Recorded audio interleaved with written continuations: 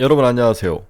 이제 11월 첫날입니다. 네, 지난 10월 여러분들 너무 고생하셨고 마음고생도 많이 하시고 계좌도 박살이 나고 너덜너덜해진 공포의 9월 10월이 가고 이제 새로운 달 11월이 우리에게 다가왔습니다. 뭔가 기대감을 가지고 이 아사리장, 이 바닥장에서 좀 벗어날 수 있는 그런 희망의 11월이 되기를 간절히 기도해보고 11월에 복구를 많이 해서 따뜻하게 크리스마스를 보내는 그러한 즐거움이 있는 11월, 12월이 되기를 먼저 간절히 바라보면서 금일 시장 전망 및 투자 전략 시작하도록 하겠습니다. 오늘 시장을 보면 어제 시장이 좀 무섭다. 네, 무섭다라는 생각이 정말 많이 들었습니다. 온갖 악재가 다 쏟아졌죠. 먼저 삼성전자가 실적 발표를 했는데 그렇게 나쁘진 않았어요. 하지만 테슬라발 언세미컨덕터의 하락이 관련 종목들, 전기차 관련 종목들을 박살을 냈고 반도체도 박살냈는데 이제 엔비디아가 중국에서 수출을 거의 막아버리는 그런 모습에서 50억 달러 손실이 날 수도 있다. 이런 이야기들이 시장에 막 전해지면서 HBM 관련주들이 물량이 쏟아졌는데 그 뒷배경을 보면 전부 키움증권에서 물량이 쏟아지는 거죠. 키움증권이 쏟아지니까 다른 데서도 같이 쏟아지는 키움증권의 미수를 막기 위한 미수가 많이 걸려있는 그동안 많이 올라있던 종목들이 미수가 많이 걸려있죠. 이제 미수 증거금을 100% 올리는 작업들을 하면서 물량이 대량으로 쏟아지면서 전날 좋았던 미국의 상승 분위기를 이어가지 못하고 시장이 박살이 나는 그런 악순환이 반복된 모습이 나타났습니다. 전형적인 약세장에서 나타나는 모습이죠. 대환경도 우리에게는 이미 다 알려진 이야기지만 또 한 번 악재로 반영이 되고 여기에 수급상에서 미세 조정이 안 되면서 시장이 함께 악재와 악재가 만나서 증폭되는 그러한 무서운 모습, 전형적인 약세장. 우리가 가장 두려운 게 물의 깊이를 모른 그런 그 호수에서 수영할 때가 제일 무섭다고 이야기를 했죠. 지금이 그런 상황이다. 호수의 깊이, 바닥의 깊이를 알 수 없이 투자를 할 때가 제일 두렵고 힘든 투자의 모습인데 이러한 상황에서 수영을 한다는 게 참 어렵고 힘든 일이지 않나 이런 생각을 합니다. 하지만 거의 다 왔다. 저 강의 중심을 깊이를 알 수 없는 그 무서운 강을 건너서 이제 강가로 거의 다 왔다. 조금만 참으면 이 바닥도 거의 다 드러낼 것이다. 이런 기대감을 가지고 금일 시장 전망 및 투자 전략 시작해 보도록 하겠습니다. 구독, 좋아요 많이 눌러주십시오. 오늘 미국 시장을 보면 다우는 0.38, 나스닥은 0.48, S&P 500은 0.65. 처음에는 제가 자기 전에는 시장이 좀 안 좋았죠. 그러다가 자고 일어났더니 시장이 다 우상향해 있는 그러한 모습. 오늘은 미국 시장이 그나마 어제 오늘 잘 버텨주고 있다. 문제는 한국 시장이라는 거죠. 이러한 브레이크가 듣지 않는 한국 시장을 어떻게 봐야 될지 오늘 두려움과 혹시나 브레이크가 좀 작동하지 않을까 하는 기대감 두 가지를 가지고 한국 시장을 보게 됩니다. 이제 올말, 올초라 새로운 연초라 경제지표들이 많이 발표가 되는데 미국 소비자 신뢰지수가 102.6을 기록했다. 석 달째 하락을 했다는 거죠. 그나마 소비가 좀 슬로우 다운 해지는 것은 그렇게 나쁜 것 같지는 않습니다. 미국 8월 주택가격이 전년비 2.6%나 상승을 했다. 역대 최고치를 경신했다. S&P 케이스 실러지수가 1987년 이후에 최고치를 기록했다는 거죠. 이러한 부분은 FOMC의 또한 인플레이션의 악재 역할을 할 수 있지만 이제 거의 꼭대기를 치고 맥스를 치고 피크아웃 하지 않을까 하는 생각도 듭니다. 유로존의 10월 물가가 2.9%까지 하락을 했습니다. 2년 만에 최저치를 나타냈다. 유로존 GDP도 마이너스 0.1% YY로 기록하면서 20개국의 전체 물가를 GDP를 모아는 게 마이너스를 기록하면서 슬로우 다운 해주는 모습은 미국의 FOMC들에게 그나마 긴축을 추가로 좀 멈출 수 있는 그런 좋은 빌미가 될 수 있는 그런 단서가 될 수 있다고 긍정적으로 봐야 되는 거죠. 문제는 달러와 엔이 151엔을 돌파를 했다. 엔이 약세로 돌아선 거죠. BOJ의 실망감으로 엔에 대해서 투매 현상이 나타났다는 거죠. 한번 보겠습니다. 어제 미국 달러 지수는 106.497까지 올랐죠. 굉장히 강세를 나타냈는데 엔화가 약세를 보이면서 6개 통화로 되어 있는 미국 달러 지수는 반대로 강세를 나타내는 모습을 보였습니다. 일본 엔화는 151.69까지 하락하는 약세로 돌아서는 모습이었죠. 이렇게 엔화가 약세로 돌아선 이유는 어제 이제 일본 중앙은행이 한 달에 한 번씩 하는 FOMC 회의 같은 그런 회의를 했는데 31일 양일 간의 금융정책 결정 회의를 마친 BOJ는 단기금리는 마이너스 0.1%로 유지하고 기준금리는 마이너스 0.1이죠. 사실상 장기금리 10년물 국채금리를 약 0%를 유지하되 수익률 곡선 통제 정책 YCC라고 하는데 일드 커브 컨트롤 정책, 수익률 상승을 억제하기 위해서 10년물 국채를 무제한 매수하는 정책인데 이것에 의해 설정된 기준금리 변동폭을 플러스 마이너스 1.0%에서 상한선 1%를 초과해도 일정 부분 허용하겠다 이렇게 발표를 했죠. 사실상 장기금리 인상에 나섰다 이렇게 이제 자기 나름대로는 일본 내부에서는 금융정책회의에서 이러한 뉘앙스를 줬는데 시장은 이렇게 받아들이지 않았다는 거죠. 긴축 정도가 예상보다 약하다. 이런 투자자들의 실망감 속에서 BOJ가 인내심 있게 통화정책을 지속할 것이라는 입장까지 밝히긴 했지만은 이날 엔화 가치는 가파른 하락세를 보였고 반대로 달러 가치가 상승하는 그런 모습을 보였다. 긴축 정도가 예상 시장보다 약하다. 이렇게 이제 시장에서는 평가를 한 거죠. 자, YCC의 정책, 일본 통화 정책은 엔캐리 트레이드와 굉장히 영향을 많이 미친다. 엔화가 강세로 가야 일본 엔화를 퍼내서 해외에 투자를 하는데 지금 엔화가 약세니까 해외에 있던 돈이 일본으로 들어오면서 일본 주가가 상승하는 그러한 모습이 최근까지 모습이었는데 이게 너무 심하니까 미국에서도 한마디 했던 것 같아요.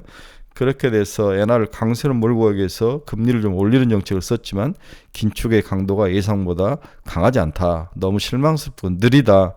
이렇게 시장을 받아들이면서 오히려 엔화가 약세로 돌아서는 엔캐리 트레이딩 엔화를 밖으로 퍼내는 작업이 쉽지 않는 그러한 모습으로 우리가 이해를 하면 될 것 같습니다. 우리나라에는 굉장히 약재죠. 같이 수출 경쟁을 하는데 엔화가 약세일 케이스는 우리나라에게는 그렇게 긍정적이진 않습니다. 우리나라 통화도 약세로 갈 가능성이 높아 보이죠. 테슬라가 오토파일럿 사망사고 소송이 벌어졌는데 그래서 승소를 했다고 그래요. 제조 결함이 없다. 글쎄요. MS 윈도우 11 업데이트를 공식 출시했다. 챗봇인 코파일럿을 탑재를 했다. 애플의 드리우는 먹구름. 겨울이 일찍 찾아왔다. 윈터 이스 커밍 해가지고 우리 작년에 반도체 난리가 났는데 꽤 지속될 수도 있다. 애플이 중국에서 고전을 면치 못한 것 같아요.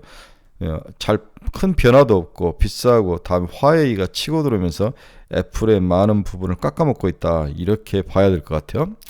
파산 위기의 위협구가 지금 처해 있는데 채권이자 상환을 7일간 추가 유예하는데 합의를 했다. 7일간? 이게 말이 됩니까? 위력이 망해가고 있습니다. 장사도 안 되고 비싸고 특별히 다른 공유 오피스에 비해서 장점이 없는 거죠. 이러한 것들 때문에 위력이 장사가 안 되면서 또 부동산 가격이 오르고 또 금리 돈을 빌려서 이제 계속 빌딩을 매입하고 임차료를 주는데 이러한 것들에서 실패를 하면서 거의 망해가는 입장. 위력이 무너지면 글로벌 시장에서 큰 충격은 아니지만 심리적 충격은 충분히 줄 수 있다. 이런 가정을 깔아야 될 것 같아요. 오늘 다른 경제지표들 한번 봅시다. 금리 한번 봅시다. 2년짜리 5.067, 2.8bp나 다시 상승을 했습니다. 10년짜리도 4.912, 3.3bp. 20년짜리 3.5bp, 30년짜리 3.6bp. 금리가 이렇게 상승을 했는데도 주가가 반등을 했다는 것은 그만큼 내일 발표될 FOMC에 대한 기대감이 시장에 숨어 있다. 이렇게 봐야 될 것 같아요. 다행히 WTI는 하락 마감했습니다. 81.23달러까지 WTI가 크게 하락을 해주고 있죠. 일단은 경제에 대한 먼저 이제 중동의 전쟁이 확산과 확전이 되지 않는다. 이 가정이 깔리는 것이 첫 번째이고 하락의 원인이고 두 번째는 글로벌 시장이 그렇게 경제가 좋지 않다. 어제 이제 중국 PMI가 4.9%를 나타내면서 박살이 났고 유로존 GDP가 마이너스 0.2를 기록하면서 박살이 났고 미국을 제외하고는 글로벌 시장이 그렇게 뭔가 좀 긍정적이지 않다. 이런 것들이 시장에 반영이 되면서 WTI가 마이너스 0.31% 81달러까지 하락을 했습니다. 또 연말이 되면 될수록 미국의 선물 트레이딩 WTI 선물 트레이딩을 했던 그런 그 헤지펀드들이 이제 마감을 해야죠. 먹었던 것들을 이익 실현하는 모습들이 나타나면서 또 샀던 것을 팔았으니까 WTI가 또 선물 시장에서도 가격이 하락하면서 동시에 유가가 80달러를 위협할 정도로 하락을 했습니다. 정말 다행이죠. 그나마 금리 하락분을 WTI가 많이 하락을 하면서 잡아주고 있는 모습. 이런 것을 보면은 13일 날 발표될 미국 CPI에서 긍정적인 요인일 수도 있다. 많이 빠지지 않을 수 있지만 CPI가 4.3에서 살짝 더 빠져서 3%대 혹시 들어오지 않을까. 3.9나 4.0 정도만 빠져로 내려와 준다면 충분히 브레이크 역할을 해줄 수 있지 않을까. 그런 기대감을 가지게 합니다. 미국의 주요 기업들 주가 한번 봅시다. 테슬라 1.85% 상승, 200달러를 다시 회복을 했네요. 언세미컨덕터는 오늘은 마이너스 2.83, 어제보다는 적게 빠졌지만 여전히 하락을 하면서 이 폭탄을 맞은 거죠. 이것 때문에 우리나라 전장 관련 반도체들 다 박살났고, 다음에 엔비디아 때문에 HBM 관련주들 다 박살이 났죠. 애플은 0.15% 상승. 엔비디아가 미국의 중국 제재로 인해서 50억 달러 규모 내년에 중국 수출 무산이기. 결국 이러한 소식들이 우리나라 HBM 관련주들, 그 다음에 이 종목들이 키움증권의 미수와 다 연관이 되기 때문에 물량이 막 쏟아진 거죠. 네. 특히 키움증권의 미수 물량은 굉장히 큽니다. 이런 것들이 다른 증권사들로 이미 다 퍼져 있기 때문에 미수 많이 썼던 종목들이 크게 문제를 일으키고 신용도 많이 줄일 것 같아요. 어려움이 처했으면 수급점에서 무너졌는데 다 이제 나왔다라고 생각을 했는데 어제 막 더 쏟아진 거죠. 네. 키움증권은 정말로 문제가 있어 보입니다. 전략을 왜 이렇게 리스크 관리를 못하는지 좀 생각을 해봐야 될 것 같아요. 곧 실적이 발표될 일라이닐리는 0.95. 제가 좋아하는 비만 치료제 시장은 우상향 거래다. 일라이닐리는 사라. 어제 이제 펩트론과 인벤티지, 특히 펩트론은 빠지지 않고 조금씩 올라오는데 한 5만 원까지는 가야 되는데 여전히 3만 원대 머물러 있습니다. TSMC 0.22% 상승, 마이크론 테크놀로지 1.21% 상승, 메타 0.83% 상승, 하락 이렇게 돼 있습니다. 자, 어제 코스피를 보면 3,242억이나 외국인이 갖다 팔아올고 있죠. 네, 외국인들이 지속적으로 반도체, 다음 2차전지 쪽을 팔고 있습니다. 다음에 코스닥도 외국인이 1,500억이나 팔고 있는 거죠.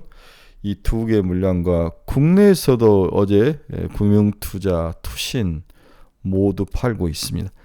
개인들만 사는 거죠. 네, 이렇게 수급이 무너져 있는 것을 볼 수가 있습니다. 하도 이제 악재에 있는 경제 전망이나 경제 지표들 그리고 수급들이 괴롭혀서 뭔가 좀 즐거운 일 없을까, 즐거운 소식은 없나 찾아봤던 게 우리나라 9월 산업 생산이 발표됐는데 여기서 그나마 한숨 쉴 수 있는 모습은 있다. 9월 생산, 소비, 투자 모두 증가를 했다. 특히 생산은 광공업 생산은 전월비 1.8% 증가했다. 반도체가 12.9%, 전월비죠. 기계는 5.1%, 석유종료는 14.6% 등 수출이 양호한 품목들의 생산 증가가 두드러졌다. 이게 이제 최근에 크게 우리가 들어왔던 반도체 수출이죠. 반도체 수출이 이렇게 빨간색이 우상향으로 돌아서는 모습. 그렇죠? 네. 수출 금액 지수, 반도체 수출 금액 지수도 우상향. 수출 물량 지수, 반도체 수출 물량 지수도 다 돌아서는. 그나마 반도체 수출이 살아있는데 주가는 저렇게 개판인지 모르겠습니다. 그러나 언젠가 이러한 긍정적인 요인이 시장에는 꼭 반영이 될 것이다. 믿음을 좀 가지시기 바랍니다. 그래서 산업 생산 중에서 일본의 생산 부분은 나쁘진 않았다. 소비 한번 봅시다. 소매 판매는 전월비 0.2% 증가, 내구재는 마이너스 2.3%, 판매가 둔화됐지만 비내구재 판매가 늘었다. 뭔가 비내구재 지속적으로 사야 될 것들이 늘었다는 거죠. 면세점 판매 증가율은 더 높아졌고 대형마트도 판매도 양호했다. 소비는 조금씩 살아나는 모습이 나타납니다. 특히 주말에 백화점이나 이런 데 가면 그렇게 시장 경제가 그렇게 나쁜 것 같지는 않아요. 나름대로 사람도 많고 또 한국에 들어오는 외국인들도 굉장히 많습니다. 어제 이야기를 해줬죠. 광화문 우리 고궁 박물관 보는데 외국인 관광버스 차가 토요일인데 청와대 앞길까지 늘어서 있더라. 거기에 교통이 마비될 정도로 관광버스가 들어오는 거죠. 거기에 전부 히잡을 쓴 외국 관광객들이 많더라. 투자 측면에서 설비 투자는 전월비 8.7% 중에 전월비, 운송장비 12.6 투자가 크게 늘었고 기계료 7. 운송장비는 뭐 이건 자동차를 이야기하는 것 같아요. 기계료 7.3 이렇게 투자율 증가도 개선이 되고 있다. 민간 기계 수준은 제조업 마이너스 28을 중심으로 둔화는 됐다. 민간 기계 수준은 둔화가 됐으나 다른 어떤 공장을 돌리거나 건설이라든지 그런 쪽의 설비 투자는 크게 느는 모습. 따라서 9월 산업 생산이 나름대로 나쁘지 않았다는 거죠. 네, 이러한 것들을 보면서 우리나라 경제가 그렇게 죽지는 않았다라고 이해를 하시고 좀 버티시길 바랍니다. 또 다른 즐거움에 그나마 긍정적인 것은 미국 4분기 채권 발행이 줄 것 같다. 향후 도래하는 만기 규모를 고려하면 미국 채권이 4분기 빠르게 증가할 필요가 없는 채권 발행 규모다. 최근 미 재무부 채권 발행 부담이 존재하면서 시장은 11월 1일 발표하는 미국 11월에서 2024년 1월 미 국채 발행 계획에 주목을 하고 있다. 이에 앞서 전일 발표된 미국의 4분기 차입 계획은 7,760억 달러로 지난 8월에 발표한 8,520억 달러보다도 760억 달러가 감소를 했다. 미국이 차입하는 규모를 줄인 거죠. 캘리포니아 등에서 자연재해로 소득세 납부 기한을 미뤄졌는데 이 세금이 유입되면서 차입 규모가 감소한 것이다. 3분기 순차입 규모가 1조 100억 달러였던 점을 고려해 한다면 4분기 순차입 규모는 축소되지만 여전히 미 재무부 순차입 규모는 큰 상황이다. 여전히 크지만 단기적으로 좀 줄었다는 거죠. 1분기 순차입 규모는 8,160억 달러로 올 4분기보다는 확대되는 모습이다. 시장이 관심 있게 보는 건 TV를 제외한 미 국채 발행 규모와 만기별 발행 규모는 오늘 1일에나 확인이 가능하다. 그렇죠? 내일 아침에 확인이 가능할 것 같습니다. 하지만 좀 줄지 않을까 그런 예상을 지금 많이 해보죠. 자, 결론 한번 봅시다. 일단 대환경에서 2차전지 반도체가 악재가 서로 엮이면서 최악의 상황에 키움증권 물량, 그 다음에 증권사 물량이 원투 스트레이트, 카운트브로까지 섞이는 최악의 하루였다. 오늘은 그나마 미국 시장이 잘 버텨주며 한숨을 돌릴 수 있지만 V자 반등은 어려울 것이다. 굉장히 약한 반등이 전망이 됩니다. 하지만 빠지진 않을 것 같아요. 더 쏟아질 악재가 있을까? 제가 주말에 쓰면서 더 쏟아질 악재는 없다 이렇게 긍정적으로 썼다가 제 분석이 틀린 거죠. 네, 투자 의욕이 꺾인 상태이다. 우리 주린이들이 연초 이후 상반기 너무 큰 상승을 해서 오버슈팅이 일어나는데 반대로 떨어질 때도 오버슈팅이 일어나면서 관성에 의해서 생각하는 하락 기준선보다 더 하락하는 경우, 올라갔을 때 더 상승을 했기 때문에 이 모든 것들이 박순혁과 선대행 같은 그런 듣보잡들이, 저는 듣보잡이라고 표현하는데, 이들이 시장을 정상 상태로 많은 악유를 통해서 밸런스를 맞추면서 적절히 올라가고 적절히 하락하는 균형을 맞춰야 되는데 막 상승세로 쏟아내면서 여기에 대한 역작용으로 이런 것들이 일어난다. 무엇이든지 한쪽으로 너무 쏠리면 반드시 반대쪽에는 또 하락장의 모습이 있는 거죠. 데코바코가 있는 거죠. 이게 자본시장의 생긴 건데 그걸 모르고 자기들의 이익을 위해서 막 상승세로 몰려갔다가 결국은 100만원대 90만원대 샀던 주린이들을 60만원대까지 몰아 때리는 거죠. 제가 봐서는 좀 더 하락할 확률이 높아 보입니다. 자, 하지만 여전히 단기 바닥에 거의 도달했다. 네, 저는 이 생각에는 변함이 없습니다. 조금만 참고 견딥시다. 앞에서 다 이야기했지만 한국 산업 동향을 살펴보면 그렇게 나쁘진 않다. 이제 내일 이번 시장 하락의 마지막 브레이크인 FOMC가 내일 성명서 발표가 있죠. 매둘기라고 이야기를 했습니다. 매파의 모습을 쓴 비둘기인데 내일 비둘기의 모습을 살짝 한 번만 보여준다면 시장은 브레이크가 충분히 잡힐 수 있는 그러한 상황이다. 이렇게 봐야 될 것 같습니다. 브레이크다운 브레이크가 작동해 주기를 간절히 기도해 보는 거죠. 네, 이 기대감 위에는 현재 우리가 매달릴 수 있는 방법은 없다. 따라서 오늘 힘들지만 지치지 말고 즐거운 하루를 버티자. 하루를 보내자. 이게 제가 여러분들에게 드리는 저의 결론입니다. 다 왔습니다. 투자의 방향성을 잃어버리신 분들 저희 카페로 좀 오십시오. 여러분들 좀 들어오셔서 같이 공부합시다. 그리고 자기가 가지고 있는 종목이 물려 있으면 저희 카페로 오셔서 종목 이거 어떻게 봅니까 하면 제가 바로바로 답변 달아드립니다. 또한 오늘 좀 관심 종목들, 투자 유망 종목들은 제 생각을 클리어하게 이야기해 주니까 들어오셔서 좀 누리시기 바랍니다. 네, 오늘은 어제 그 악재와 악재가 모두 모여서 큰 폭의 악재로 폭탄이 떨어졌는데, 폭탄 이후에 또 새수는 나오고 또 나무는 자라고 풀은 자라고 희망도 자랍니다. 오늘 용기 잃지 마시고 잘 버티면서 반등의 하루가 되기를 간절히 기도해 봅니다. 즐거운 너무나 날이 예쁜 11월 첫날의 수요일입니다. 여러분 내일 아침 뵙도록 하겠습니다. 감사합니다.